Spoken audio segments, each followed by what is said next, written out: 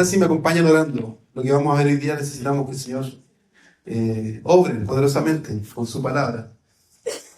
Y pidámosle eso, que Él nos hable. Señor, gracias por tu palabra, por tu gran amor, tu bendición, tu gracia, Señor, que nos despierta, que nos despertó esta mañana con el frío, con un día nublado, tal vez con un caos en la casa.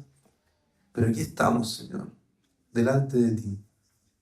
Y aquí queremos quedarnos, delante de ti. Háblanos esta mañana en el nombre de Jesús. Amén.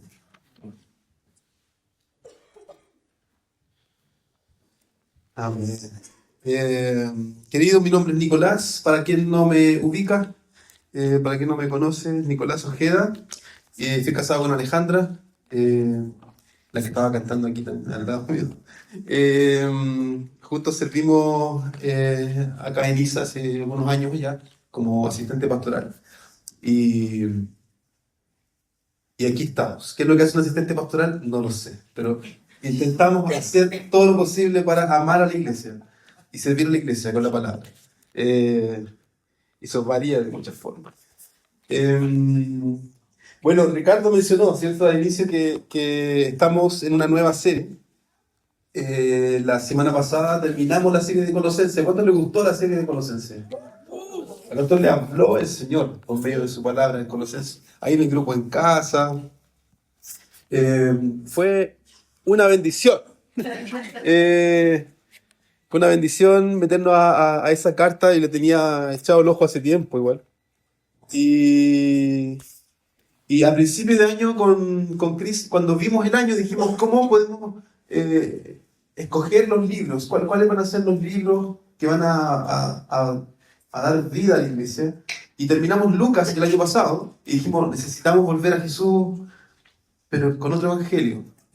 ¿Cuál evangelio nos falta? Ya hemos estudiado Marcos hace varios años, hemos estudiado Lucas, Mateo, creo que todavía no, de fondo. Pero hoy día iniciamos una serie nueva basada en el Evangelio de Juan, en el glorioso y hermoso Evangelio de Juan.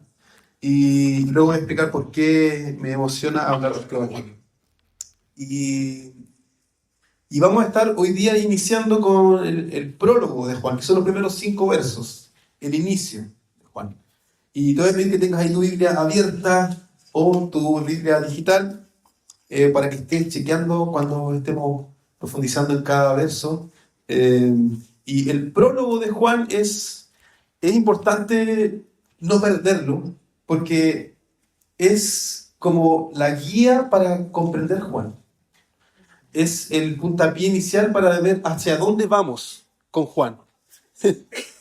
¿Y por qué digo eso? Es como cuando, no sé cuántos se vinieron en auto o cuántos tuvieron que poner Waze.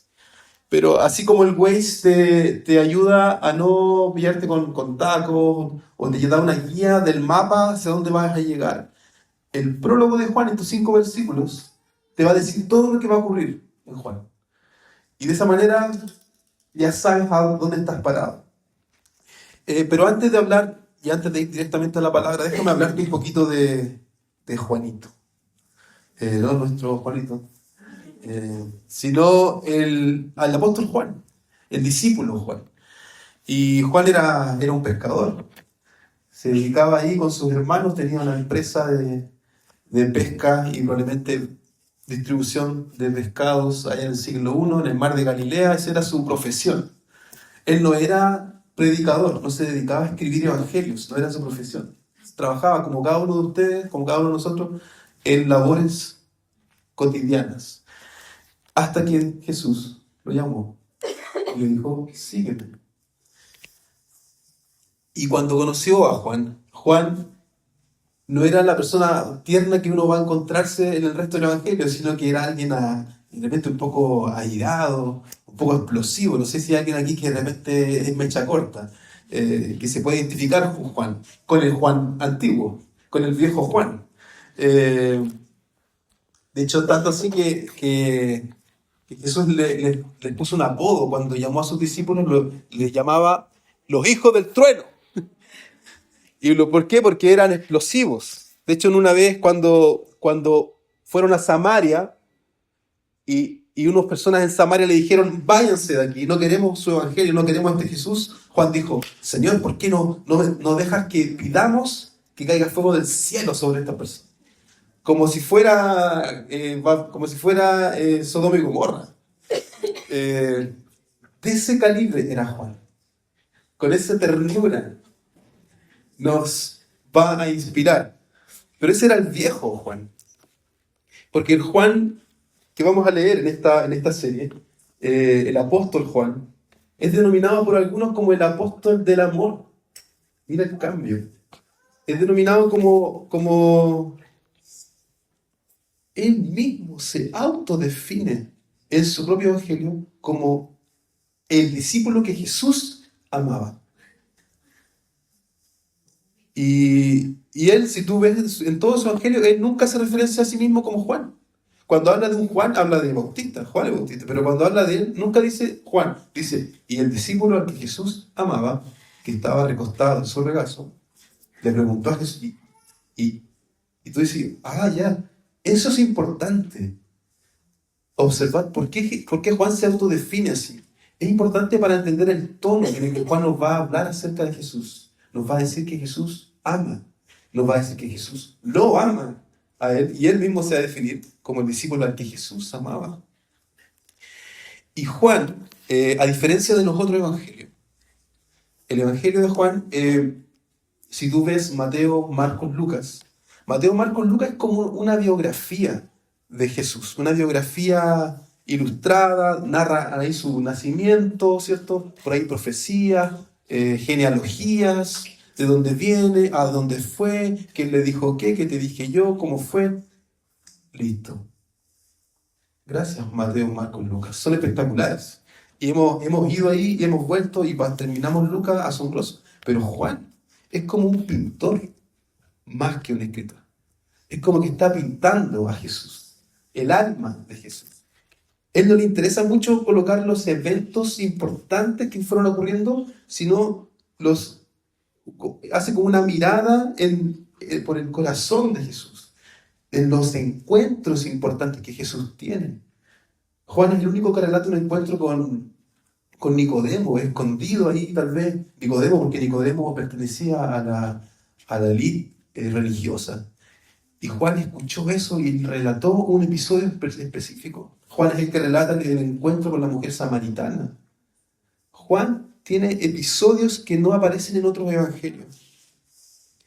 Y esto nos relata, de alguna manera, el lenguaje íntimo con el que Juan nos transmite acerca de Jesús, para que lo conozcamos, para que sepamos quién es, para que podamos comprender el objetivo de su evangelio, el cual mismo lo define de esta forma. Les he escrito estas cosas para que crean y para que tengan vida, para que al creer tengan vida en su nombre. Pero el gran marco de todo su evangelio está respondiendo la pregunta acerca de quién es Jesús. Eso es lo esencial.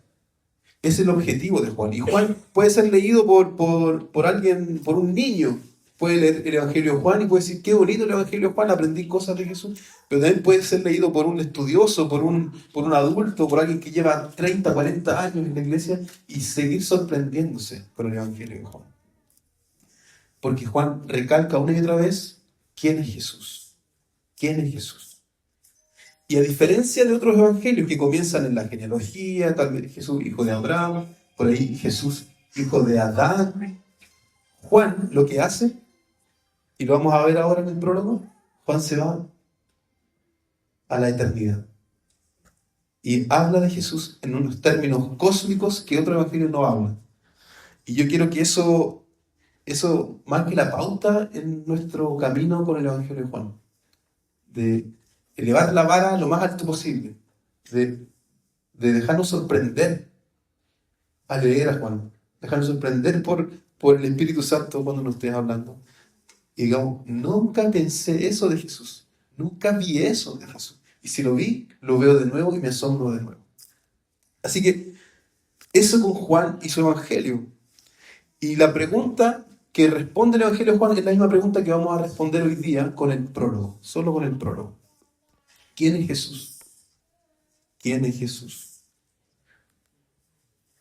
Por ahí has escuchado que Jesús es un gran maestro. Por ahí has escuchado que Jesús es un profeta.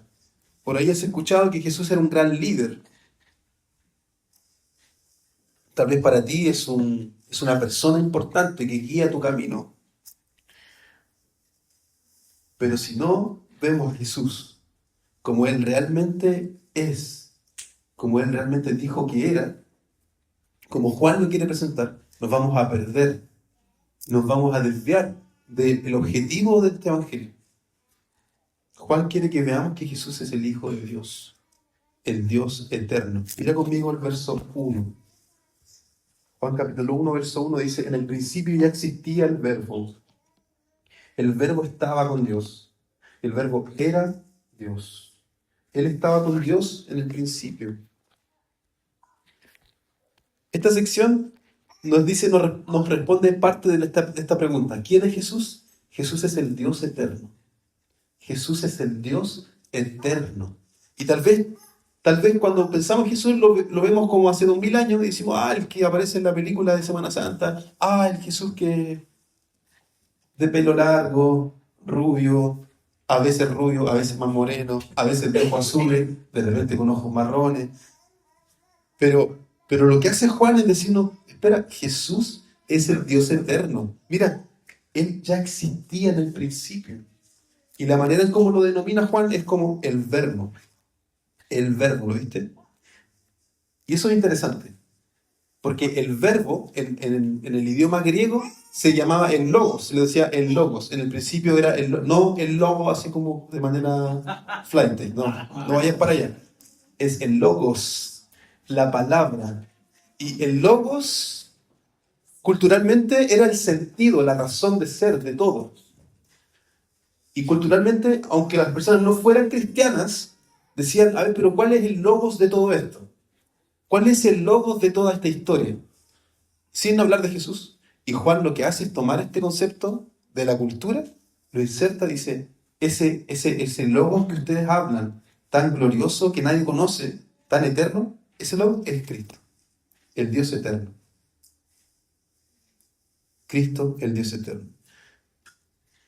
Y a lo largo de los siglos, muchos movimientos o religiones han intentado encasillar a Jesús porque lo ven como el hombre y dicen, no puede ser más que eso.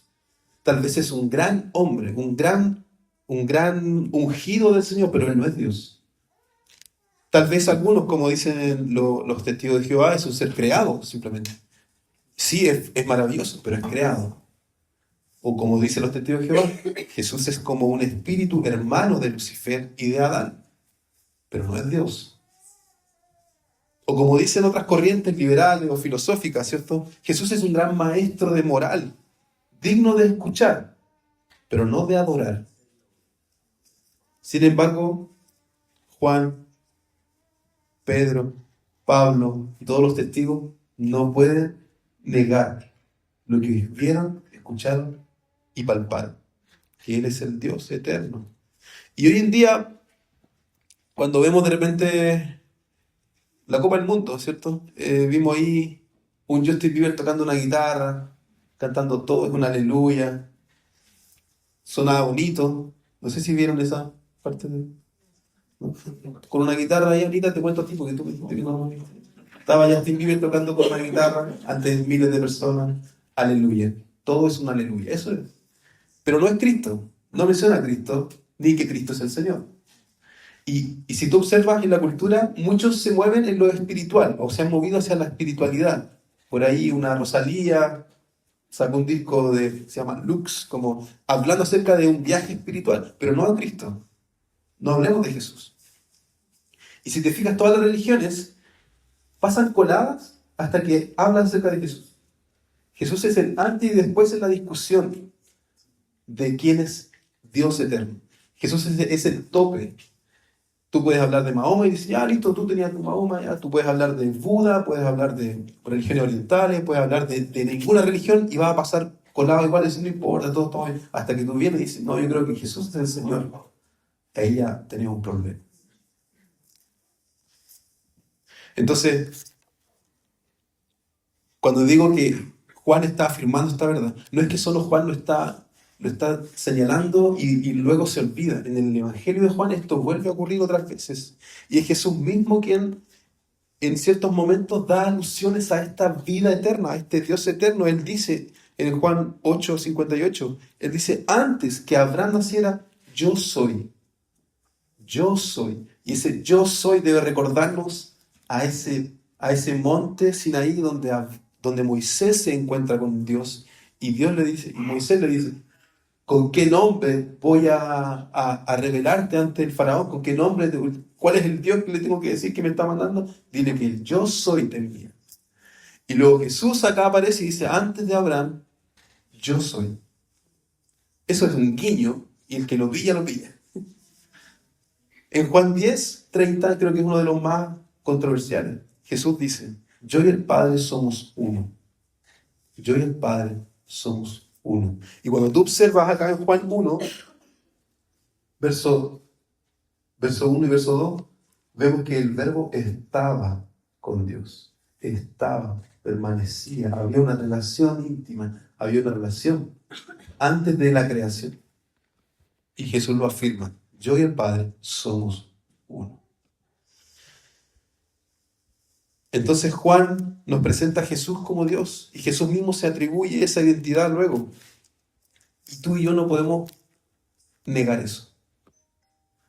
Y muchas veces vamos a intentar restarle a Jesús esa deidad, ese señorío. En mi propia experiencia personal, muchos años, yo nací siendo cristiano. O sea, no nací siendo cristiano. Nací y me crié en una iglesia cristiana.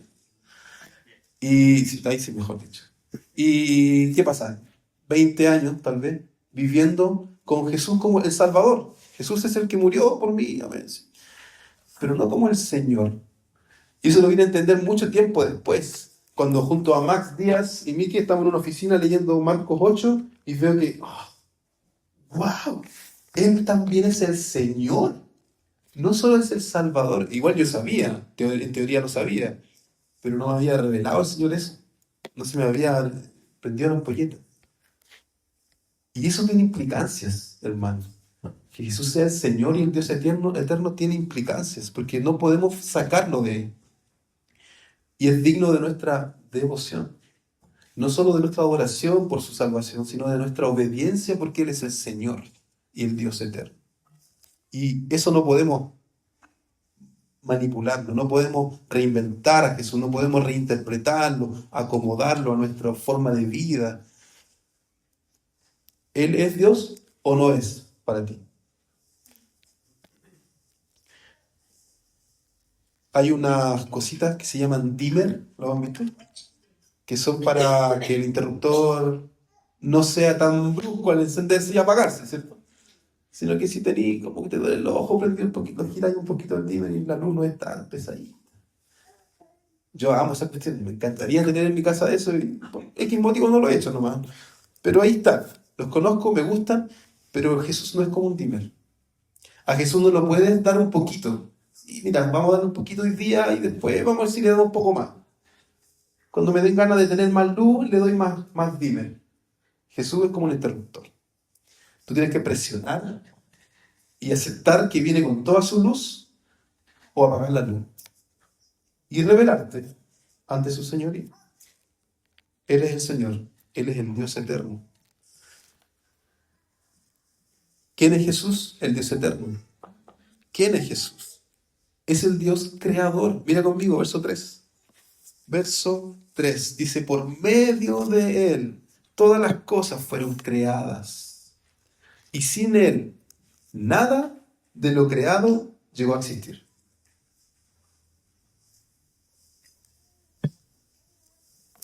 Eso es una locura. No sé a quién le gusta la astronomía. A mí me encanta. Y de repente me pierdo tiempo pecaminosamente viendo videos de astronomía y documentales de astronomía. Me fascina estos telescopios que están mandando al espacio. Están sacando fotos que ya son una locura. que vienen unos pedacitos así chiquititos, oscuros. Creo que el Hubble, el último, sacó una foto ahí a ese pedacito así chiquitito y la foto que sacó son miles de millones de galaxias más creadas que nunca la habían visto y en diferentes direcciones. Y el cuestionamiento es como, ¿qué está pasando acá? Parece ser que el Big Bang no alcanza para interpretar la creación. Parece ser que hay mucho más de lo que no conocemos y yo creo que va a haber mucho más descubrimiento respecto al espacio. Y me encanta pensar en eso, pero cuando veo esto, digo, ahora Cristo para mí es más grande. Ahora Cristo para mí es más glorioso. Porque Él creó todas las cosas de la nada. No es que había una materia contenida y Él la soltó. No, no había nada. Nada. El Salmo 33, versos 6 y 9 dice, por la palabra del Señor fueron creados los cielos, y por el soplo de su boca las estrellas. Ojo, esto es el Salmo. Cuando vamos a Juan mira hacia la eternidad y dice, el Verbo creó todo de la nada. Y si conectamos eso con el Salmo, estamos viendo que es Cristo, ese Dios Hijo, el que del soplo de su boca formó las estrellas y los cielos. ¿Cuánto poder hay en Cristo? ¿Cuánto poder hay en Jesús? Es increíble. Cuando vemos los relatos del Evangelio decimos, sí, es bonito, es heavy lo que hace Jesús, bacán, sí. Pero espérate, Juan está diciendo, no es solo lo que hizo con personas. Cristo creó todo de la nada, textualmente dice, con el soplo de su boca. Y eso es maravilloso. Hebreos 1:2 dice, en estos días finales Dios nos ha hablado por medio de su Hijo. A este lo designó heredero de todo y por medio de él hizo el universo. Cristo es el gestionador de la creación. Por medio del Verbo, Dios creó los cielos y la tierra. Y luego, bueno, terminamos Colosenses, dice que ya lo terminamos, pero de repente vamos a estar volviendo un poquito, porque Colosenses tiene cosas que enriquecen más esta experiencia en Juan.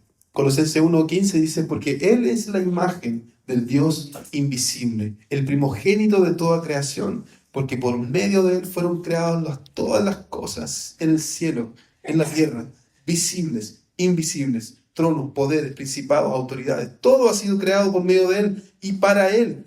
Y para Él. Él es anterior a todas las cosas y por medio de Él forman un todo coherente. Por medio de Él las cosas tienen sentido.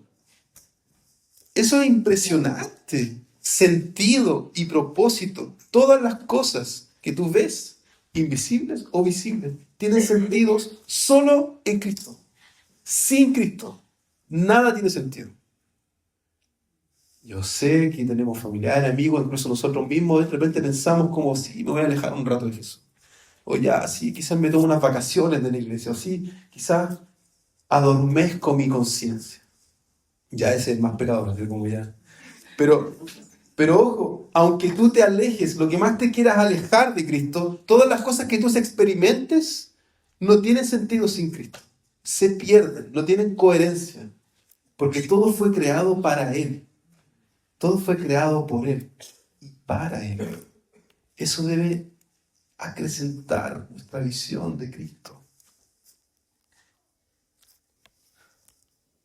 ¿Cuánto poder hay en su nombre? Entonces cuando vemos a Jesús haciendo cosas en su evangelio, cuando nos topemos con cosas que hacen locas, cosas muy locas, recordemos que este es el Dios creador. Con el soplo de su boca creó los cielos y la tierra. Mira el capítulo 4 del Evangelio de Juan. En el verso 43 hay una sección que algunas Biblias le ponen Jesús sana al hijo de un funcionario. Y te voy a resumir. O sea, lo que está ocurriendo acá es que hay un funcionario, tal vez alguien ligado al ejército, alguien de rango, de autoridad, que tiene a su criado, a su hijo enfermo de muerte. Entonces él corre un día entero de camino para encontrar a Jesús. Y cuando lo encuentra le dice, Señor, rogó al funcionario, baja antes de que muera mi hijo, o ven conmigo antes de que mi hijo muera. Y Jesús le dice, vuelve a casa, tu hijo vive. El hombre creyó lo que Jesús dijo y se fue a su casa. Cuando se dirigía a su casa, sus siervos salieron a su encuentro y le dieron la noticia de que su hijo estaba vivo. Cuando le preguntó a qué hora había comenzado eso, le contestaron, ayer a las 1 de la tarde se le quitó la fiebre.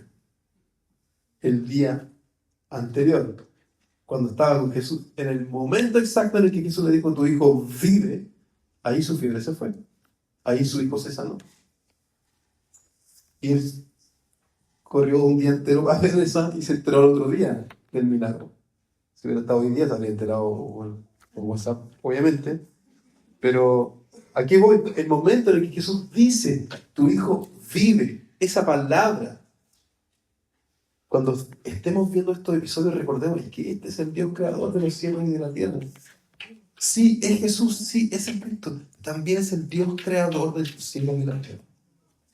Yo personalmente, hace no mucho, pensaba que el Dios creador era el Padre. Y tal vez alguno quizás lo piense igual. El Dios creador es el Padre. En la compleja estructura de la Trinidad, que la creemos por fe. Padre, Hijo, Espíritu Santo. Pero cuando veo esto, en realidad, el gestionador de la creación es Cristo. Por medio de Él fueron creadas todas las cosas. Esto es maravilloso. Fuera de Cristo, hermano, tú no puedes hacer nada.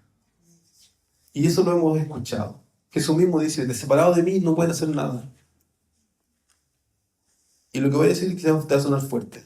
Pero fuera de Cristo tú no puedes hacer nada. Tú no eres nada. Tú no tienes nada. Tú no sirves de nada sin Cristo. Perdón si eso suena fuerte. Perdón si hiero tu ego. Perdón si hoy tocaste mi orgullo de trabajador, de esforzado, de profesional. Pero sin Cristo, nada tiene sentido.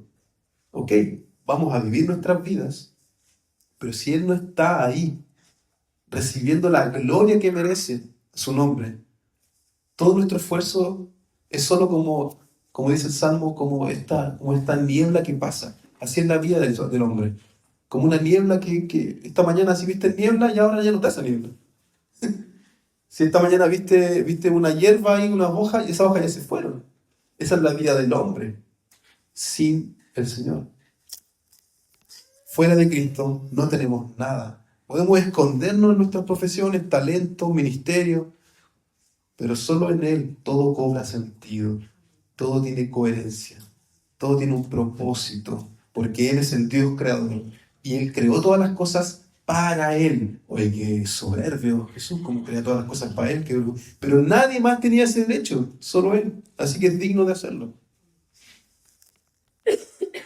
¿Quién es Jesús? Jesús es el Dios eterno, es el Dios creador, y Jesús es el Dios vivo.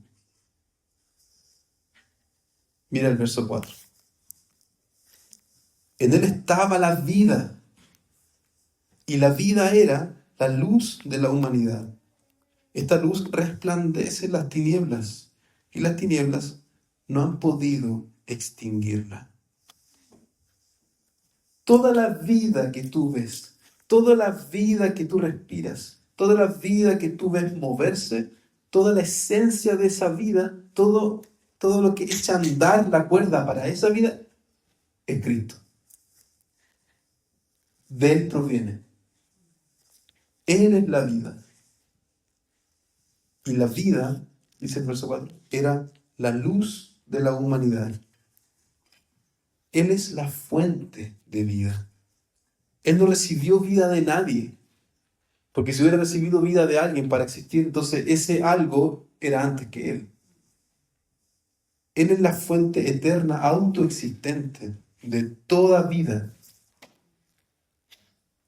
Y cuando vemos este pasaje, está hablando de la vida zoe, en el griego es vida eterna. Porque la otra palabra griega que se usa para vida es bio, que es la vida biológica. Juan está diciendo, Él es la vida eterna. Y el autor al mismo tiempo de ambas, porque Él creó todas las cosas. Nosotros somos, por ahí dice el autor, en realidad somos como cañerías en en la compleja creación de Dios. Algunas cañerías están más viejas, oxidadas, algunas cañerías están más nuevas, pero por ahí pasa el agua. No hay vida en nosotros de manera autónoma. Lo que respiramos proviene de Él. Él es la vida y esa vida es la luz, dice, que resplandece en las tinieblas. ¿La viste? Esta luz. Y el verbo es importante porque está en presente. Todos los anteriores eran en pasado. Él estaba con Dios, Él era Dios. Y acá está diciendo, esta luz, verso 5, resplandece. Ahora, en tiempo presente, continuo, resplandece. Resplandeció cuando estaba Juan, cuando lo escribió, resplandece ahora en medio nuestro. Esta luz resplandece en las tinieblas y las tinieblas no han podido extinguirla. Y la próxima semana Ricardo va a estar enseñándonos acerca de estos pasajes que siguen y que profundizan un poco más esto de la luz de Cristo. Pero solo para hacer un guiño breve, cuando hablamos de esta luz que resplandece en las tinieblas, estamos observando que Cristo está haciendo su aparición en el escenario de la tierra con una tierra en tinieblas. ¿Notaste eso? Esta luz resplandece, podría haber dicho resplandece en la creación, en el inicio de todo, pero resplandece en las tinieblas, porque cuando Cristo viene, se encarna, llega a un mundo de tinieblas, llega a un mundo quebrado. Y no pensemos solo en el mundo quebrado externo, ellos son las tinieblas. Tú y yo estábamos en eso. Tú y yo caminamos a veces entre medio de esas tinieblas. Y la única luz, si que se corta o no la luz acá, no importa. La única luz que resplandece es Cristo. Él es la luz que resplandece. Él dijo en Juan 8:12, yo soy la luz del mundo. El que me sigue no andará en tinieblas, sino que tendrá la luz de la vida. Y esta última sección de Juan, esta última sección de estos versos, nos hablan también del conflicto que vamos a ver a lo largo de Juan. El conflicto constante y la oposición constante que va a tener Cristo por medio de los fariseos, de los religiosos, los que buscan matarlo. Son aquellos que rechazan la luz, aquellos que aborrecen la luz, porque les gusta estar ahí en la oscuridad, como esas cucarachas que están ahí haciendo un carrete debajo de la cocina. Me refiero debajo del mueble de cocina donde tú cocinas, que nunca lo mueves. Estoy seguro que de acá 2 o 3 personas mueven ese mueble una vez al año. Probablemente debajo hay carretes, un bichito que otro por allá bailando. Pero cuando tú mueves y traes luz, salen espantados porque les gusta la oscuridad. Y el pecado es así. El mundo en tinieblas es así. No quiere ser expuesto. No quiere ser revelado. No quiere que lo alumbre. Bueno, a nadie le gusta que lo alumbre, ¿cierto? Con una linterna. Pero más si está sucio, ¿cierto? O cuando te sacan la foto y venir recién despertando. O qué sé yo. A nadie le gusta que lo expongan a la luz. Y el mundo aborreció la luz, dice Juan, porque amaba las tinieblas. Y ese es el conflicto que vamos a ver a lo largo de Juan. Y no solo con los religiosos, con todo aquel a quien Jesús le dice, sígueme. Con todo aquel a quien Jesús desafía y le dice, ven y sígueme, ven y sé mi discípulo. Esa persona se va a ver expuesta a lo siguiente. Ok, si lo sigo, voy a tener que ser honesto con él, porque voy a seguir al Dios eterno. Si lo sigo, voy a ser expuesto, voy a ser revelado. Y nadie quiere ser revelado haciendo cosas malas. Y eso tal vez es con lo que quiero terminar. Este es un llamado también de Juan a venir a la luz sin temor, a venir a la luz, a aquel que es en la luz. Y eso tiene mucho que ver también con la manera en cómo me relaciono con mis hermanos, con mis amigos, con mis líderes. La manera en cómo soy sincero y honesto. De decir como, no me gusta estar en tinieblas. No quiero seguir en tinieblas. Quiero la luz de Cristo.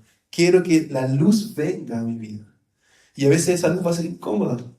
A veces esa luz va a quebrar cosas. A veces esa luz va a incomodar tu corazón, va a aplastar tu orgullo.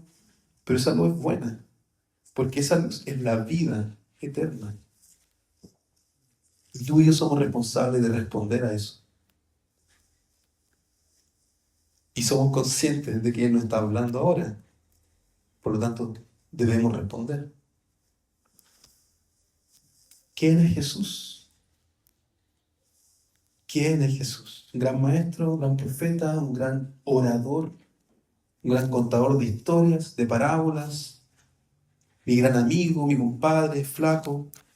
¿Cuántos días no vino el flaco? ¿Quién es Jesús?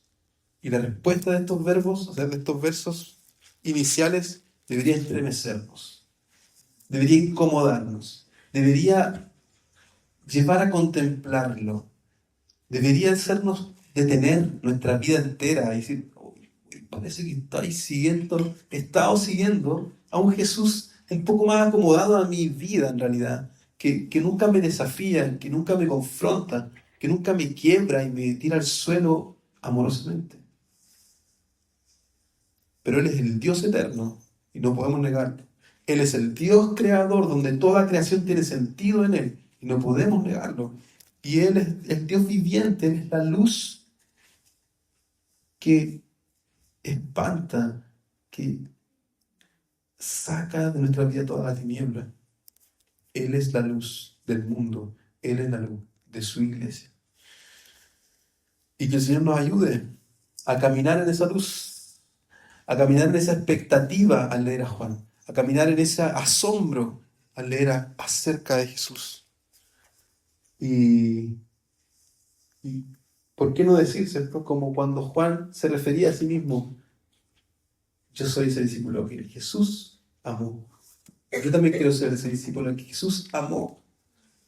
Y, y eso es tan evidente, ¿cierto? Su amor es tan evidente en la cruz, es tan real, que podemos decir, en realidad, por fe y por gracia podemos afirmar, también somos de esos discípulos a que Jesús amó, porque Él murió por mí.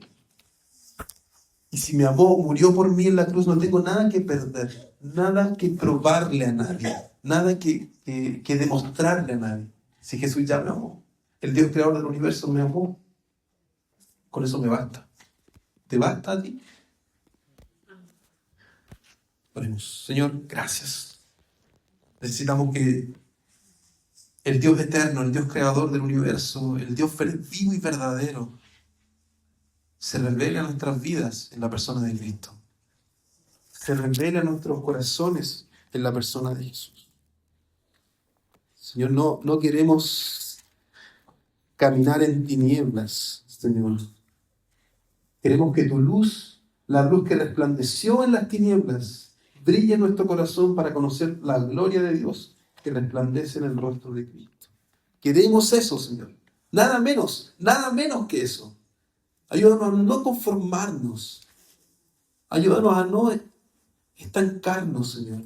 O a decirte inconscientemente, espérame un poco más. Queremos que tu luz resplandezca en nuestros corazones para ver la gloria de Dios en el rostro de Jesús y ser transformado de gloria en gloria. Oh, Señor, te amo. Muchas gracias y te adoramos. Te adoramos tu nombre, Señor. Tú eres digno de toda adoración, de toda alabanza. Oh, Señor, con gozo y alegría, permítenos caer rendidos delante de ti. Oh, Señor. Quiebra en nosotros el orgullo, la vanagloria, la búsqueda de imagen, la búsqueda de un nombre, la búsqueda de poder. Y permítenos ver en Cristo toda la gloria del Padre, toda la gloria del Dios Trino. Oh Señor, y caer rendidos ante su poder, su autoridad, su voz. Oh Señor, háblanos tu palabra. Te lo pedimos en el nombre de Jesús.